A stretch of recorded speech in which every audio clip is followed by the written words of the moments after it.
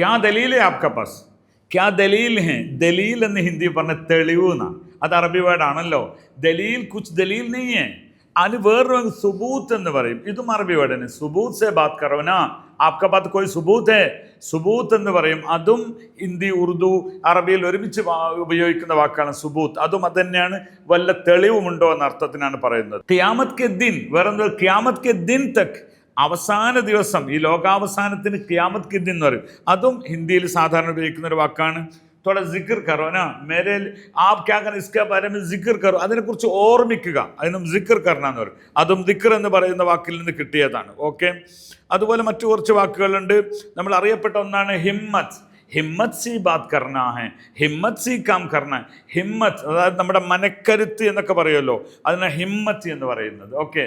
വേറെന്ത് പറയും? ഖജാന, ഹമാര ഖജാന, തേരി ഖജാന ഖാലി നഹി ഹോത്തി, തേരി ഖജാന ഖാലി നഹി ഹോത്തി.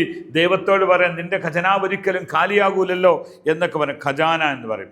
തവജ്ജു ദേദോ നാ ഇസ്കെ ഹമേ തവജ്ജു ദേദോ, എൻ്റെ ഭാഗത്തേക്കൊന്ന് തിരിയൂ, അല്ലെ എന്നെ ഒന്ന് ശ്രദ്ധിക്കൂ, തവജ്ജു എന്ന് പറയും. പിന്നെ നിങ്ങൾക്കറിയാം ഹിന്ദിയിൽ എപ്പോഴും നമ്മൾ പറയാം ലേക്കിൻ, അത് അറബി വേർഡാണ്. ലേക്ക് അത് ലാക്കിൻ എന്നതിൽ വന്നാണ്. ലാക്കിൻ എന്ന് പറയുന്നു, ലേക്കിൻ എന്നാണ് ഉപയോഗിക്കാറുള്ളത്. ഓക്കെ. അതുപോലെ മറ്റൊന്നാണ് ഹൽവ. ഹൽവ എന്ന് പറയും. ഓക്കെ. ഹൽവ, ഹൽവ എന്ന് പറഞ്ഞാൽ അത് മീठी ചീസാണ്. ഹലാവ എന്ന് പറയുന്നത് അതിൽ നിന്ന് വന്നതാണ്. അതേപോലെ മറ്റൊരു വാക്കാണ് ഇസ്മ, സാധാരണ ഇവർ പറയും പിന്നെ ഇൻതിസാർ കറോ. നമ്മളെപ്പോഴും പറയുന്ന ഒന്നല്ലേ, ഭായ് സാബ് തോടെ ഇൻതിസാർ കറോ. ഇൻതിസാർ കർണ ഹെ, ഒന്ന് വെയിറ്റ് ചെയ്യണം. വെയിറ്റ് ചെയ്യുക എന്നതിന് ഇൻതിസാർ കർണ എന്ന് പറയും. ഓക്കെ. ഇൻതിസാർ കർണ. ഇതുപോലെ ധാരാളം വാക്ക്. ഒരു വാക്ക് നമുക്ക് പറയാം മൗജ്. ഈ ദരിയാ കെ മൗജ്, ദരിയാ കെ മൗജ് ഇത്നാ ബഡേ ഹെ. ഈ കടലിൻ്റെ തിരമാലകൾ വലുതാണ്. മൗജ് എന്ന് പറഞ്ഞാൽ തിരമാല എന്നാണ്. ഇങ്ങനെ.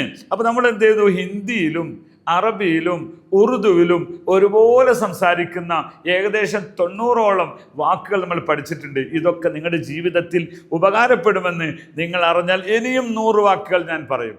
എല്ലാവിധ ആശംസകളും. ഹിന്ദി ഭാഷ ഹിന്ദിക്കാരെ പോലെ സംസാരിക്കാൻ എല്ലാവിധ ശ്രമവുമായി ഹിന്ദി യൂണിയൻ അക്കാഡമി വരികയാണ് നിങ്ങളോടൊപ്പം. ധന്യവാദ്. ബഹു ശുക്രിയ.